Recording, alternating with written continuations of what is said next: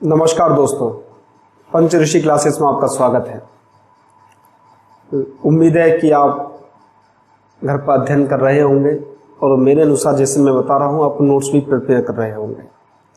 तो भारतीय राज्य व्यवस्था के क्रम में हम लोग चर्चा कर चुके थे प्रस्तावना तक, और प्रस्तावना के सारे पहलुओं को जिनसे संबंधित प्रश्न हमारी परीक्षा में आ सकते हैं उनसे हमने अध्ययन कर लिया था। अब हम उससे आगे बढ़ते हैं और आज हम लोग अध्ययन करेंगे भाग 1 का। भाग 1 जो कि अनुच्छेद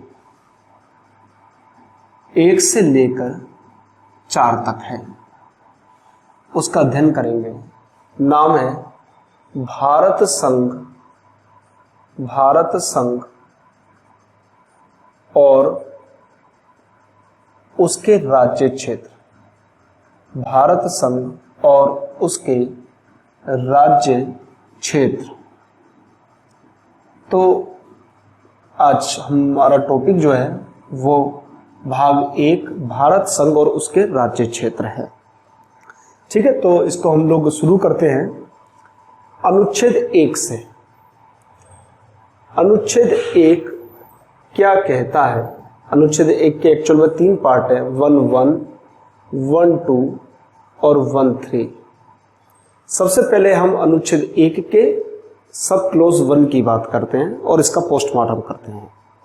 ये कहता है इंडिया अर्थात भारत राज्यों का एक संघ होगा।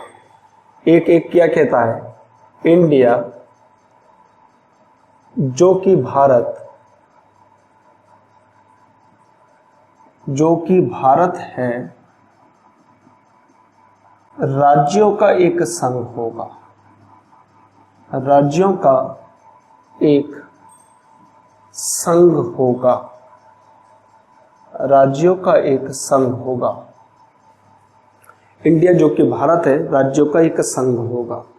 देखिए, इससे संबंधित एक बात को समझिए। इसका इंग्लिश वर्जन देख लेते हैं और इंग्लिश वर्जन से फिर एक बात क्लियर होती है। ये कहता है India that is Bharat shall be union of states. India that is Bharat, India जो कि भारत है, that is Bharat shall be union of state, shall be union of states. देखिए, इस बात में कुछ चीजें छुपी हुई हैं, इसलिए मुझे इसका इंग्लिश वर्जन लिखना पड़ा। India that is Bharat shall be union of states. India है जो कि भारत है राज्यों का एक संघ होगा।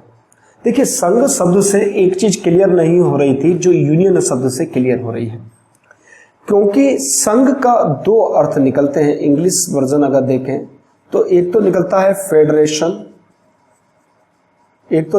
फेडरेशन, और दूसरा अर्थ निकलता है यूनियन। दोनों का ही हिंदी जो है वो संघ ही है, इसलिए मुझे यूनियन लिखना पड़ा। अब आप प्रश्न पूछोगे कि सर इसमें अंतर क्या है? फेडरेशन क्या है, यूनियन क्या है और संघ क्या है? तो संघ को समझने के लिए आपको पहले परिसंघ समझना होगा और परिसंघ के साथ संघ समझना होगा। ठीक है, तो हम इस पॉइंट को पहले समझ लेते हैं, उसके बाद आप लोग नोट कर लेना अपने नोट्स में। देखिए, 2 चीजें होती हैं, एक होता है परिसंघ और एक होता है संघ।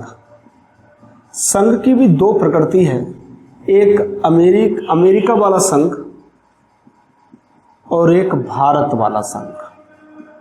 जो अमेरिका वाला संघ है उसको फेडरेशन कहा जाता है और जो भारत वाला संघ है उसको यूनियन कहा जाता है। ठीक है, तो संघ भी 2 प्रकार के हैं, एक अमेरिका वाला संघ, एक भारत वाला संघ। अमेरिका वाले संघ को फेडरेशन कहा जाता है और इंडिया वाले संघ को यूनियन कहा जाता है। और दूसरी चीज है परिसंघ। अब इन तीनों में अंतर देख लेते हैं। अंतर क्या है? परिसंघ क्या होता है? परिसंघ होता है, जैसे मान लीजिए कुछ स्टेट्स हैं, 10, 12, 15 स्टेट्स हैं, ये एक कॉमन एजेंडा तैयार करते हैं और एक कॉन्ट्रैक्ट के आधार पर, समझौते के आधार पर सब इकट्ठे हो जाते हैं। जैसे आप लोग बात करें तो जैसे राजनीतिक दलों में गठबंधन होता है और गठबंधन में क्या होता है कि उनका एक कॉमन एजेंडा जारी किया जाता है कॉमन एजेंडा के अंतर्गत कि ये जो गठबंधन है, जो 10 पार्टियों का गठबंधन है, वो इस वाले एजेंडे पर आगे काम करेगा। सबका अपना अपना हिसाब किताब होता है, लेकिन वो एक कॉमन एजेंडा तैयार करते हैं, कॉन्ट्रैक्ट करते हैं, समझौता करते हैं और समझौते के तहत एकत्रित होते हैं। अब अगर हम परिसंघ की बात कर लें तो परिसंघ जो होता है वह राज्यों के बीच समझौते का परिणाम होता है।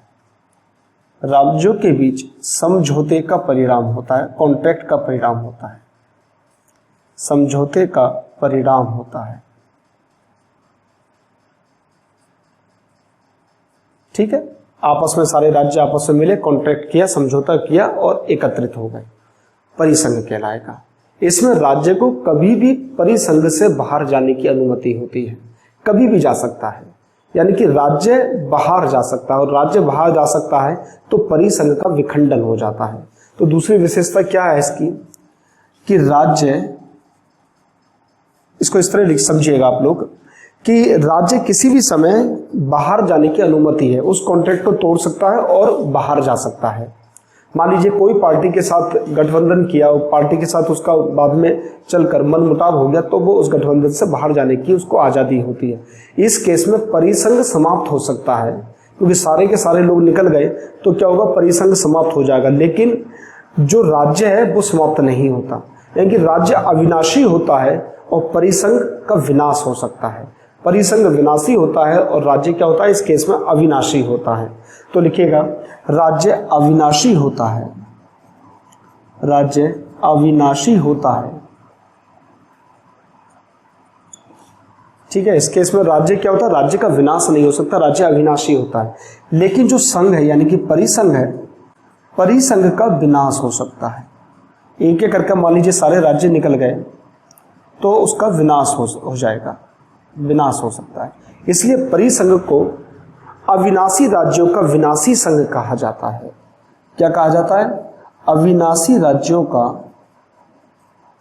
अविनाशी राज्यों का विनाशी संघ।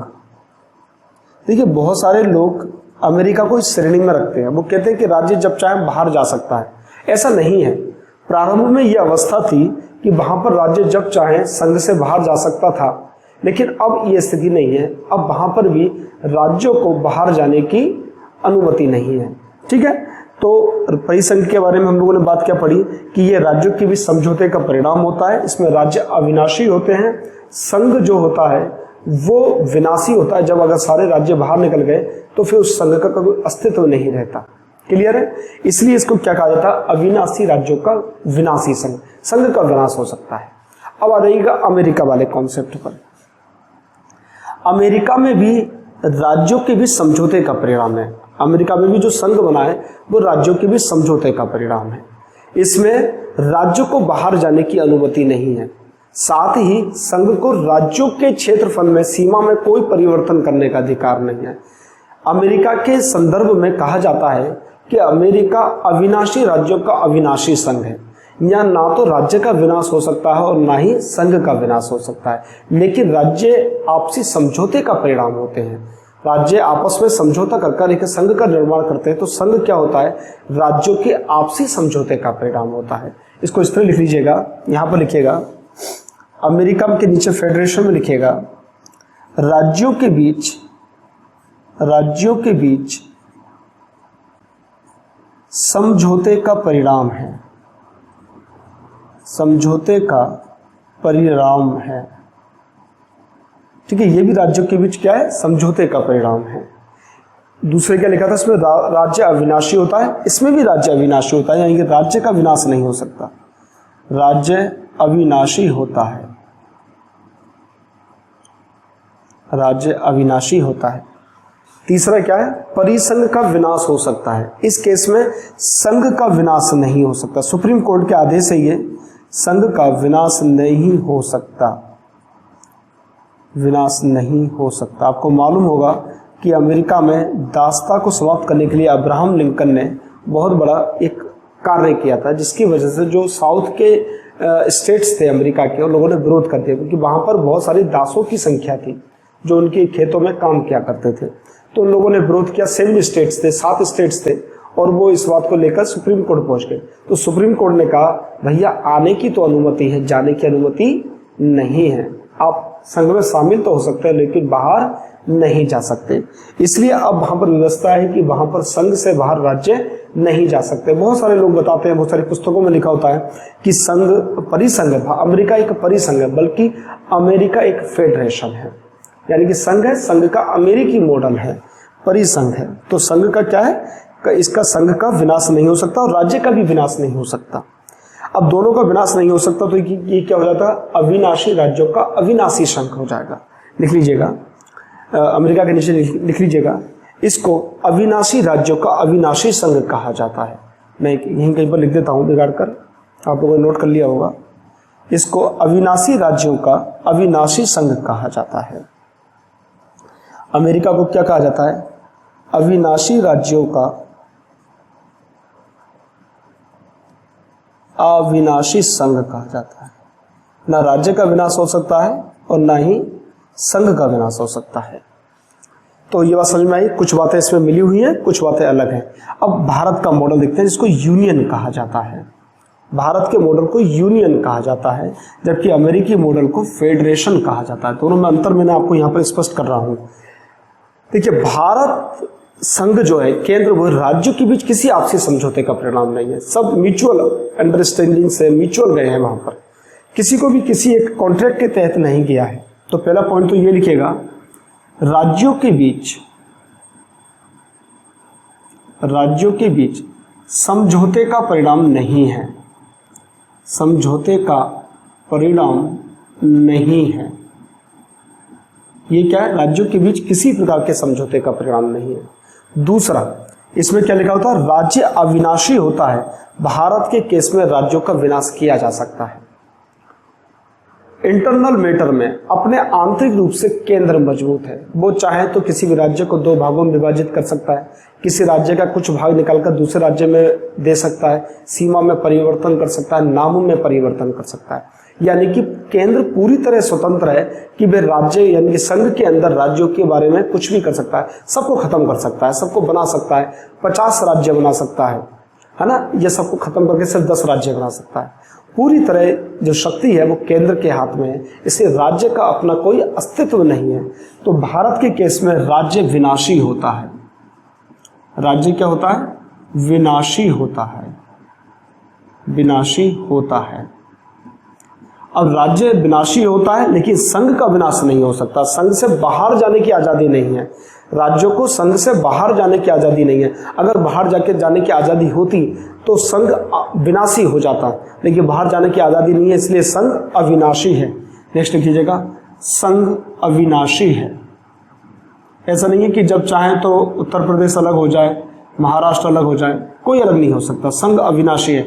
इसलिए भारत के लिए क्या कहा जाता है, विनाशी राज्यों का अविनाशी संघ। क्या कहा जाता है, विनाशी राज्यों का अविनाशी संघ। विनाशी राज्यों का अविनाशी संघ कहा जाता है भारत को, विनाशी राज्यों का अविनाशी संघ। तो भारत के केस में यूनियन शब्द का इस्तेमाल हुआ है, ना कि फेडरेशन का। फेडरेशन का होता तो अमेरिकी वाली मॉडल हो जाता, और यूनियन का हुआ इसलिए इंडियन मॉडल का यहाँ पर इस्तेमाल हुआ है। इसलिए मुझे इंग्लिश यहाँ लिखने पड़ी, क्योंकि फेडरेशन और यूनियन दोनों का ही हिंदी का अर्थ जो होता है वो संघ होता है, इसलिए मुझे ये शब्द बताना पड़ा। ठीक है, अब आगे बढ़ते हैं, हम लोग कुछ बातों पर चर्चा कर लेते हैं। तो भारत अनुच्छेद 1 का सब क्लॉज 1 ये कहता है, India that is Bharat shall be union of state. States का एक यूनियन होता है। अब प्रश्न उठता है कि लोग ये कहते हैं कि भारत के क्या 2 नाम हैं, एक इंडिया और एक भारत। जी बिल्कुल, भारत के संविधान में दोनों नामों का उल्लेख किया गया है। अब आप पूछेंगे कि दुनिया भर में तो सारे देशों के एक ही नाम है, लेकिन भारत के 2 नाम क्यों रखे गए?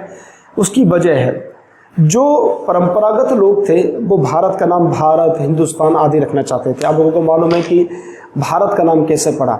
भारत के नाम पढ़ने के पीछे भी इतिहास है, और इसको विभिन्न लोगों ने अपने अपने अनुसार बात की गई है। जो वैदिक सभ्यता को मानने वाले लोग हैं वो कहते थे भरत जन हुआ करता था, उसका जो मुखिया होता था उसके नाम पर भारत नाम पड़ा है। वहीं जो जैन धर्म को मानने वाले लोग हैं वो लोग कहते हैं कि ऋषभदेव के पुत्र का नाम भरत था और उसके नाम पर भारत पड़ा है। और हिंदू मान्यता के अनुसार दुष्यंत और शकुंतला के पुत्र का नाम भरत था, उसके नाम पर भारत पड़ा है। खैर, जिसके नाम पर भी पड़ा हो, परंपरागत लोग जो थे, जो परंपराओं को मानने वाले लोग थे, वो कह रहे थे भारत का नाम भारत रखा जाए।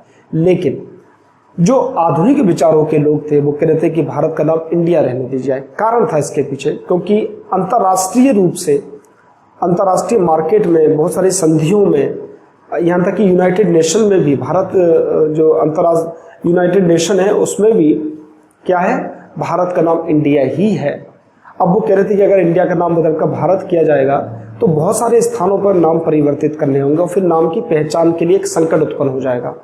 अब इस बात में मतभेद उत्पन्न हो गया, और जब मतभेद होता है तो जो संविधान सभा थी वो समायोजन के सिद्धांत पर काम करती है। अनाथ समायोजित कर लो, सारे विवादों को समायोजित कर लो। इसलिए उसने कहा कि हम दोनों ही नाम रख लेते हैं, इंडिया दैट इज भारत। ठीक है, India that is Bharat, India जो कि भारत है, हम दोनों ही नामों का उल्लेख कर लेते हैं और समस्या का समाधान यहाँ पर हो जाता है। ठीक है, यहाँ तक की बात समझ में आ गई आप लोगों को। अब देखिएगा अनुच्छेद 1(2) क्या कहता है। अनुच्छेद 1 सब क्लोज 2 क्या कहता है। ये कहता है कि इस भारत संघ और उसके राज्य क्षेत्र के अंतर्गत वो सारे क्षेत्र शामिल हैं जिनका वर्णन अनुसूची 1 में किया गया है। अनुसूची 1 क्या है, एक ऐसी सूची है जो भारत के राज्यों के नामों का उल्लेख है और भारत के केंद्र शासित प्रदेशों के नाम का उल्लेख है। यानी कि अनुच्छेद 1(2) कहता है कि इसके अंतर्गत वो क्षेत्र शामिल है जिनका वर्णन अनुसूची 1 में किया गया है। अनुसूची 1 में किया गया है। यहाँ मैं एक बात और बता दूं, यहाँ पर 2 शब्द लिखे हुए हैं आपको, भारत संघ और उसका राज्य क्षेत्र। एक्चुअल में आपसे पूछा जाए कि भारत संघ क्या है, हालांकि शायद मैं इसको बता चुका हूं आपके लिए प्रारंभिक कक्षाओं में, भारत संघ क्या है और भारत का राज्य क्षेत्र क्या है। भारत का राज्य क्षेत्र, दोनों में अंतर है, समझिए क्या है, क्यों इसका टाइटल देना पड़ा भारत संघ और उसके राज्य क्षेत्र। भारत संघ अलग चीज है, भारत का राज्य क्षेत्र अलग है। भारत संघ की अगर बात करते हैं तो इसके अंतर्गत 28 राज्य आते हैं, और भारत के राज्य क्षेत्र की बात करते हैं तो इसमें 28 राज्य और प्लस 8 केंद्र शासित प्रदेश आते हैं। 8 केंद्र शासित प्रदेश आते हैं।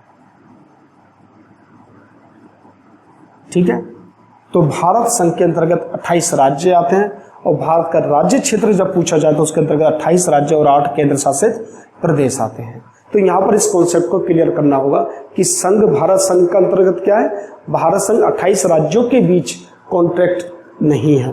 ठीक है, और भारत के राज्य क्षेत्र के अंतर्गत 28 राज्य और 8 केंद्र शासित प्रदेश आते हैं। तो सही है, यह बात भी आपको समझ में आ गई होगी। अनुच्छेद 1 सब क्लोज 2 आपको समझ में आ गया। अब बात करते हैं अनुच्छेद 1 का सब क्लोज 3। बोर्ड, व्हाइट बोर्ड पर लिखकर बिगाड़ना बड़ा मुश्किल हो जाता है। अगर इंक गलत आ जाए तो फिर आसानी से बिगड़ता नहीं है। चलिए आगे पढ़ते हैं हम लोग, है ना। थोड़ा सा बोर्ड खुरदुरा हो गया, ये चिकना होता आसानी से बिगड़ जाता। चलिए, अनुच्छेद 1 सब क्लोज 3 ये कहता है कि भारत कि राज्य क्षेत्र में क्या क्या चीज सम्मिलित होगी। तो अभी वही बातें हम लोग कह रहे थे कि राज्य क्षेत्र के अंतर्गत क्या क्या चीजें होंगी। राज्य क्षेत्र के अंतर्गत 28 राज्य होंगे, 8 केंद्र शासित प्रदेश होंगे और अर्जित क्षेत्र होंगे। अर्जित क्षेत्र, अर्जित क्षेत्र का अर्थ है कि किसी भी क्षेत्र को भारत के साथ मिला लेना। जैसे मान लीजिए नेपाल ये कहे कि भाई हमें अपने साथ मिला लीजिएगा, तो नेपाल के लोगों को नागरिकता देना, अपनी सीमाओं में परिवर्तन करना, क्षेत्रफल को बढ़ाना, वो सारा क्षेत्र क्या कहलाएगा, अर्जित क्षेत्र कहलाएगा। या जैसे हम लोगों ने सिक्किम को शामिल किया गया था, वो एक अर्जित क्षेत्र था। ठीक है, तो इसके अंतर्गत 3 चीजें होंगी, 28 राज्य, 8 केंद्र शासित और अर्जित क्षेत्र इसके अंतर्गत आएगा। अब लिखिएगा, अब नेक्स्ट अनुच्छेद की बात करते हैं हम, अनुच्छेद 2 की बात करते हैं। देखिए समझ लीजिए थोड़ा सा अनुच्छेद 2 है क्या।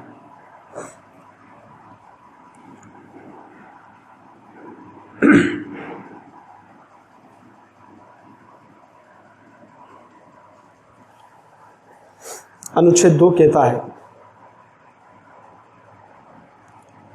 इसको थोड़ा सिंपल भाषा में समझ लीजिएगा। मान लीजिए ये भारत है, मान लीजिए ये भारत है, ये मैंने एक भारत बना दिया। मान लीजिए ये भारत है और भारत के बाहर कोई क्षेत्र है, मान लीजिए ये बांग्लादेश है, ये बांग्लादेश है। अगर भारत में बांग्लादेश को शामिल करना हुआ, भारत में बांग्लादेश को शामिल करना हुआ, तो इसके लिए संसद विधि बनाकर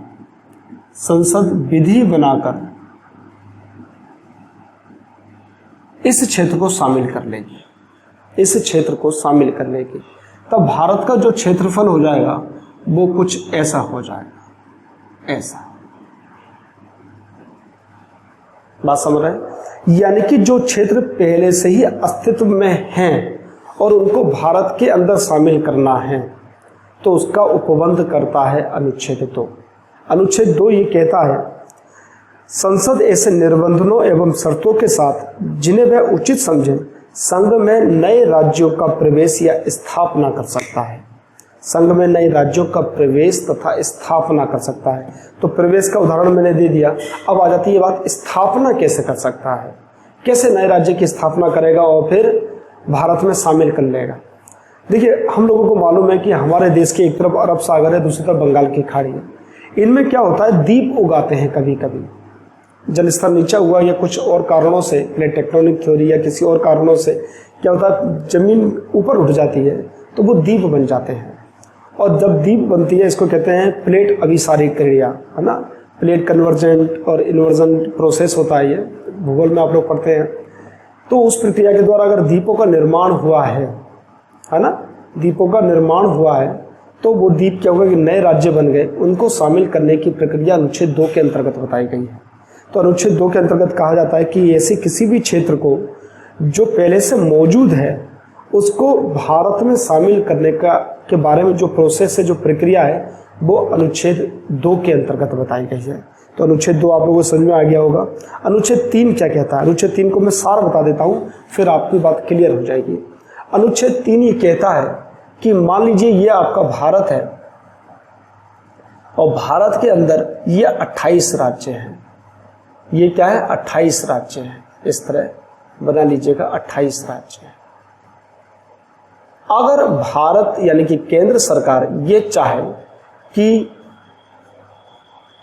हम अंदर कुछ परिवर्तन कर दें, इसके अंदर मान लीजिए इस वाले राज्य को बिगाड़कर हमने यही वाला राज्य आगे बढ़ा लिया, तो ये अनुमति अनुच्छेद 3 देती है। यानी कि मान लीजिए आपका एक मकान है, मकान मान लीजिए 100 गज का है, पड़ोसी 50 गज और बेच रहा है, उस 50 गज को आपने शामिल किया, फिर अपना नक्शा बदलेगा आपका, क्योंकि ड्राइंग रूम बड़ा हो जाएगा या जो बेडरूम है वो बड़ा हो जाएगा, किचन बड़ी हो जाएगी, तो 50 गज एक्स्ट्रा मिल गया आपके लिए। तो ये अनुच्छेद 2 है कि कानून बनाकर पड़ोसी के 50 गज को शामिल किया जा सकता है, ये अनुच्छेद 2 है। लेकिन आपका मान लीजिए घर है और आपके कि भाई डाइनिंग रूम जो है हमारा वो छोटा है, थोड़ा सा बड़ा कर लिया जाए, लॉबी को छोटा कर देते हैं, डाइनिंग रूम को बड़ा कर देते हैं। आपने दीवार तोड़ी, डाइनिंग रूम को बड़ा कर लिया और लॉबी को छोटा कर दिया।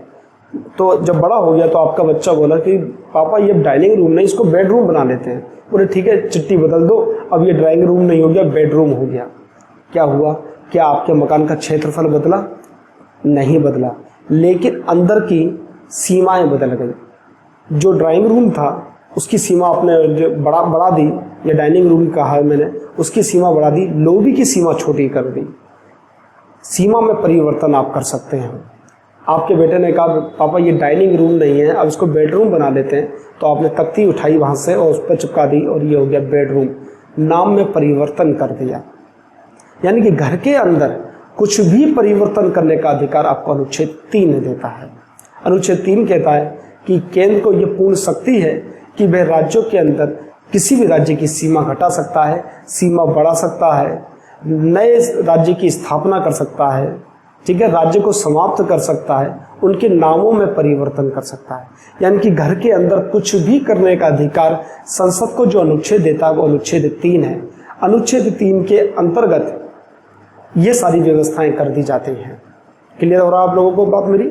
तो अनुच्छेद 2 क्या है कि पड़ोसी का 50 गज लेकर अपने घर की सीमाओं को बढ़ाना, अनुच्छेद 2 है। और सीमाएं बढ़ी नहीं और अंतर घटर पटर कर दिया आप लोगों ने कि इसको खत्म करके ये बना दिया, इसका नाम बदल दिया, इसकी सीमा कम कर दी, इसकी सीमा बढ़ा दी, है ना, गार्डन छोटा कर दिया, लॉबी बढ़ा ली, किचन बढ़ा ली, बाथरूम छोटा कर लिया, आदि आदि। तो घर के अंदर कुछ भी परिवर्तन करना आपको जो अधिकार देता है वो अनुच्छेद 3 देता है। तो अनुच्छेद 3 क्या क्या कर सकता है? राज्य की क्षेत्र की सीमा बढ़ा सकता है, सीमा घटा सकता है, नाम में परिवर्तन कर सकता है, नए राज्य की स्थापना कर सकता है आदि। क्लियर है आपको? तो ये काम कौन कर सकता है? ये अनुच्छेद 3 के अंतर्गत आपको एक शक्ति प्राप्त है। तो अनुच्छेद 1 समझ में आ गया आपके लिए, अनुच्छेद 2 समझ में आ गया, अनुच्छेद 3 समझ में आ गया। अब 3 को करने की कुछ प्रक्रिया होती है कि नाम में परिवर्तन कैसे किया जाएगा। अपनी मर्जी चल रही है कि नाम में परिवर्तन कर दिया, सीमा में परिवर्तन कर दिया, तो देखते हैं इसकी प्रक्रिया क्या है। तो लिख लीजिएगा आप लोग, अनुच्छेद 3 को लागू करने की प्रक्रिया। अनुच्छेद 3 को लागू करने की प्रक्रिया। तो सजेस्ट कीजिए आप लोग कि बोर्ड को किस प्रकार से किया जाए जिससे कि थोड़ा सा इसमें परिवर्तन हो और आपको भी अच्छा दिखाई दे और अच्छा किया जाए।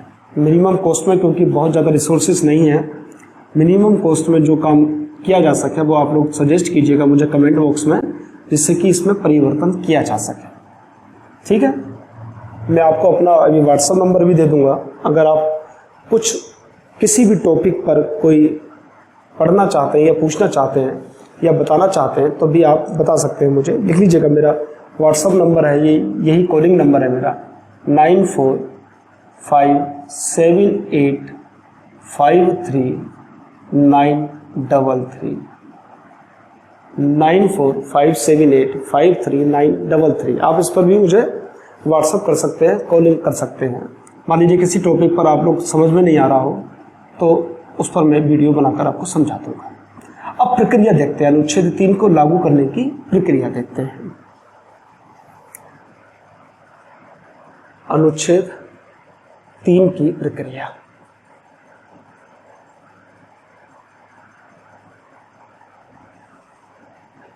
पहली प्रक्रिया देखिए, अगर किसी भी राज्य में अनुच्छेद 3 को लागू करना है तो राज्य की क्षेत्र की सीमा बढ़ा सकते हैं, घटा सकते हैं, नाम में परिवर्तन कर सकते हैं, आदि आदि बातें मैंने बताई। इसके लिए प्रस्ताव संसद के किसी भी सदन में आ सकता है। तो प्रस्ताव, पहला पॉइंट है, प्रस्ताव संसद के किसी भी सदन में आ सकता है या किसी भी सदन में लाया जा सकता है,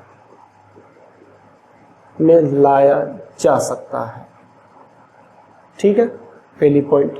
दूसरा, इसको लाने के लिए राष्ट्रपति की पूर्व अनुमति आवश्यक है। राष्ट्रपति की पूर्व अनुमति आवश्यक है, राष्ट्रपति की अनुमति लेना आवश्यक है। ठीक है, प्रश्न पूछ लिया जाएगा क्यों लेना आवश्यक है राष्ट्रपति की। देखिए, राष्ट्रपति जो होता है संघीय जो शासन व्यवस्था है उसका प्रमुख होता है और राष्ट्रपति के निर्वाचन में राज्यों का भी योगदान होता है। उनके विधानसभा के जो निर्वाचित सदस्य होते हैं वो भी राष्ट्रपति के निर्वाचन में पार्टिसिपेट करते हैं।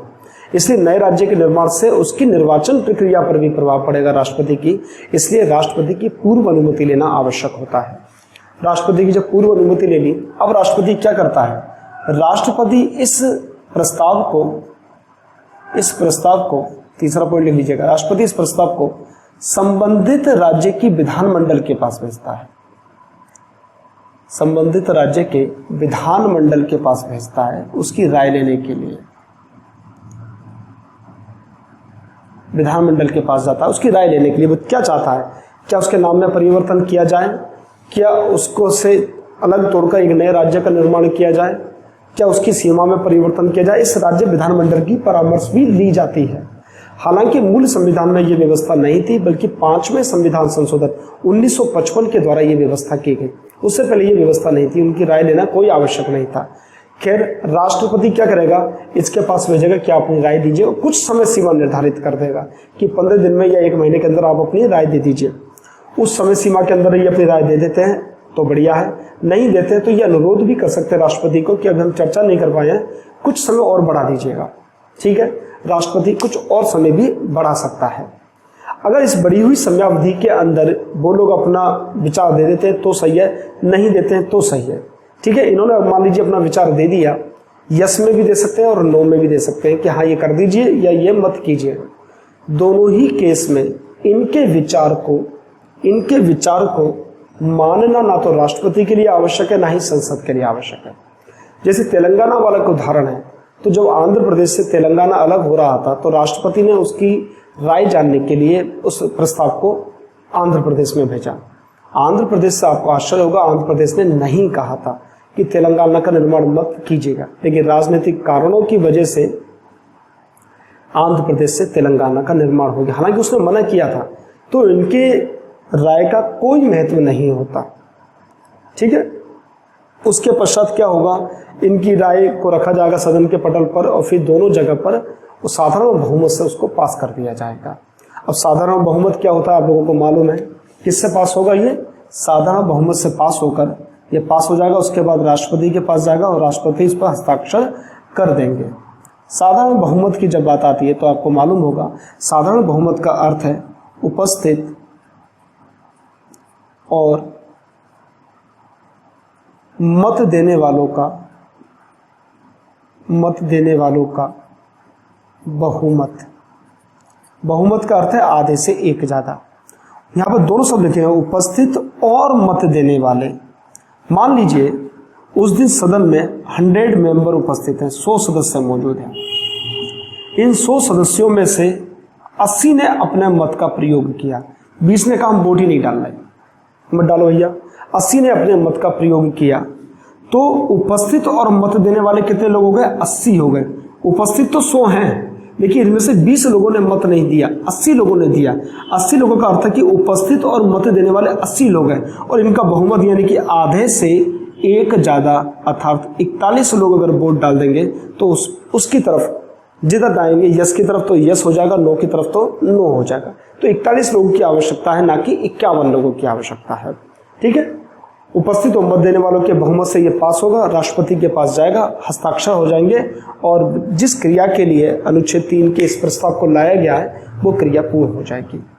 तो यहाँ तक कि मेरी बात आप लोगों की समझ में आ गई होगी। अब हम बात करते हैं अनुच्छेद 4 की। अब हम बात करते हैं अनुच्छेद 4 की। देखिए अनुच्छेद 4 क्या कहता है। अनुच्छेद 4 ये कहता है कि अनुच्छेद 2 या अनुच्छेद 3 को लागू करने के लिए अनुच्छेद 2 या अनुच्छेद 3 के संदर्भ में यदि संसद कोई विधि बनाती है तो उसको अनुच्छेद 368 के अंतर्गत संविधान संशोधन नहीं माना जाएगा। फिर से रिपीट कर रहा हूं, अनुच्छेद 4 क्या कहता है कि अनुच्छेद 2 या अनुच्छेद 3 के संदर्भ में, यानी कि कोई बाहरी राज्य को शामिल करना हुआ या अपने राज्य के अंदर कुछ परिवर्तन करना हुआ, अनुच्छेद 2 या अनुच्छेद 3 के अंतर्गत संसद यदि कोई कानून बनाती है तो उसको संविधान संशोधन यानी कि अनुच्छेद 368 के तहत संविधान संशोधन नहीं माना जाएगा, यानी कि इसको साधारण बहुमत से पास किया जाएगा, यानी कि उपस्थित और मत देने वालों के बहुमत से। क्योंकि अनुच्छेद 368 के अंतर्गत 2 तरह से संविधान संशोधन की प्रक्रिया का उल्लेख किया गया है, एक तो विशेष बहुमत से और दूसरा विशेष बहुमत प्लस आधे राज्यों के समर्थन से। ठीक है, आधे क्या है मैं संविधान संशोधन में ये दोनों चीजें बताऊंगा आपके लिए, तीनों पॉइंट बताऊंगा, लेकिन अभी फिलहाल ये कर लीजिएगा कि अनुच्छेद 2 या अनुच्छेद 3 के संदर्भ में यदि संसद कोई कानून बनाती है तो वह अनुच्छेद 368 के अंतर्गत संविधान संशोधन नहीं माना जाएगा। क्लियर हुआ आप लोगों को? तो मेरे हिसाब से आप ये चीजें समझ गए होंगे कि अनुच्छेद 2 और अनुच्छेद 3 और 4 क्या है, इसके संदर्भ में क्या बातें की जाती हैं। अब कुछ अप्लाइड क्वेश्चंस हैं, कुछ नए क्वेश्चंस हैं जिन पर चर्चा कर लेना मुझे लगता है कि यहाँ पर उचित होगा। देखिए, अनुच्छेद 3 के अंतर्गत नए राज्यों के निर्माण की बात की गई है भारतीय परिधि के अंदर। जब देश आजाद हुआ तो देश आजाद के क्रम में एक्चुअल में देश की आजादी से पहले ही इस तरह की बात उठने लगी थी। कांग्रेस के 1920 के अधिवेशन में गांधी जी द्वारा एक बात की गई थी, जब ऑल इंडिया कांग्रेस कमेटी का गठन किया गया था और प्रांतीय कमेटी का गठन किया गया था। उस वक्त ये व्यवस्था की गई थी कि जो प्रांतीय कमेटियां हैं ये अपनी क्षेत्रीय भाषा के आधार पर काम कर सकती हैं। कोशिश करें कि हिंदी में काम किया जाए, लेकिन क्षेत्रीय कमेटियां अपनी भाषा में काम कर सकती है। यहीं से राज्य का निर्माण भाषा के आधार पर प्रारंभ हो गया। हालांकि हो नहीं पाया क्योंकि उस वक्त तो देश परतंत्र था, लेकिन लोगों के मन में बात बैठ गई कि हम अपनी भाषा में काम करेंगे, अपनी भाषा में बात करेंगे। और यही बात जब देश आजाद हुआ तो जोर शोर से उठाई गई।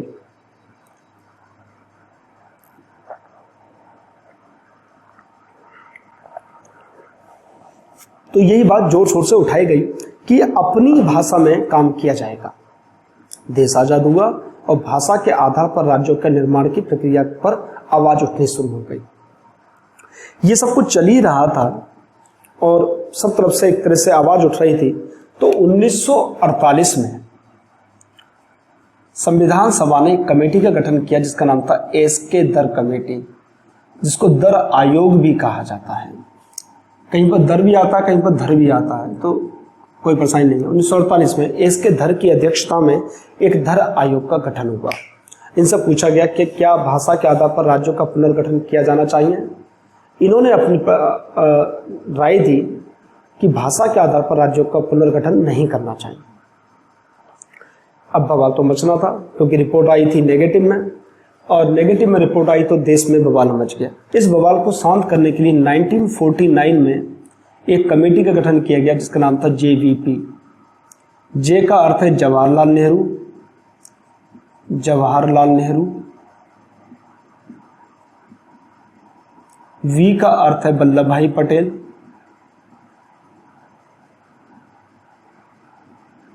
और पी का अर्थ है पट्टाभी सीतारमैया, पट्टाभी सीता रमैया। इन तीनों के उसके मेंबर थे।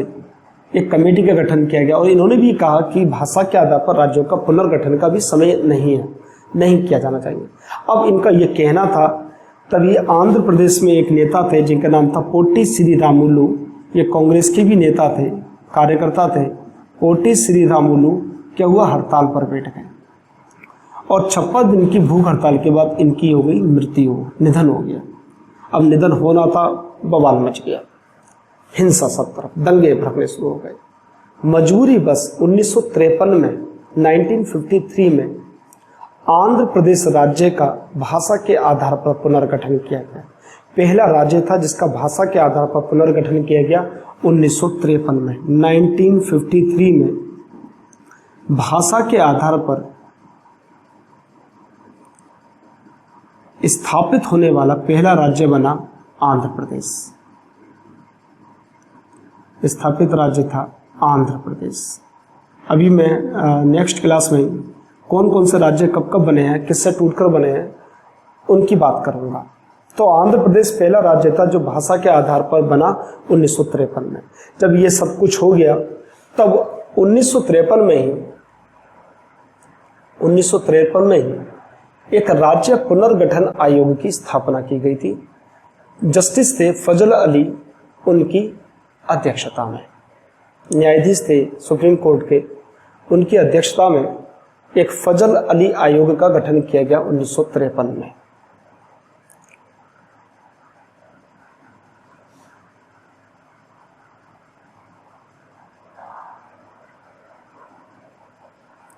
में 1953 में जस्टिस फजल अली की अध्यक्षता में एक फजल अली आयोग का गठन किया गया और एम पडिक्कर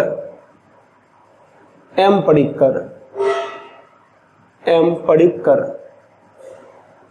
और हृदयनाथ कुंजरू, HN कुंजरू, हृदयनाथ कुंजरू इसके क्या थे? मेंबर थे। ये दोनों लोग इसके क्या थे? मेंबर थे। एम पडिक्कर और हृदयनाथ कुंजरू इस कमेटी के मेंबर थे। इसको 1955 में इन्होंने अपनी सिफारिशें दी। इनकी सिफारिशें कब मिली? 1955 में मिली थी। और राज्य पुनर्गठन अधिनियम फिर लागू किया गया।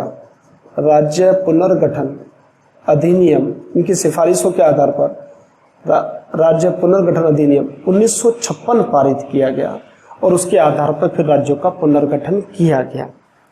3 समितियां हैं। एक सबसे पहले आपकी धर आयोग है, एस के धर की अध्यक्षता में। फिर उससे असंतोष हुआ तब जेबीपी कमेटी का गठन किया गया। जवाहरलाल नेहरू, वल्लभ भाई पटेल और पट्टाभी सीतारमैया की साथ में कई लोगों ने कमेटी का गठन किया कि क्या भाषा के आधार पर राज्यों का पुनर्गठन किया जाना चाहिए या नहीं किया जाना चाहिए।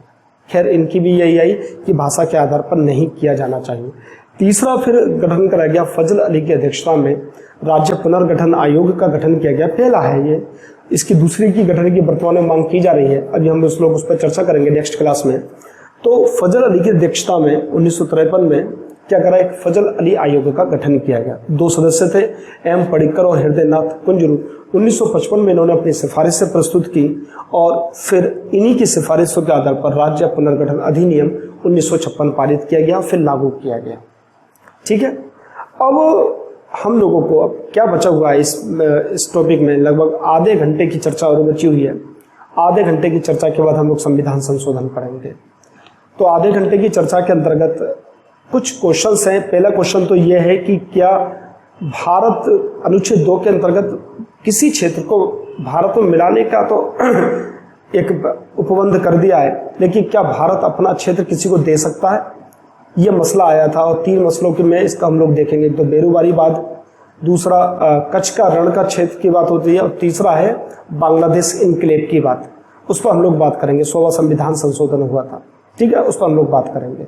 इसके बाद कौन कौन से राज्य किस वर्ष बने हैं उसकी पूरी लिस्ट तैयार करेंगे।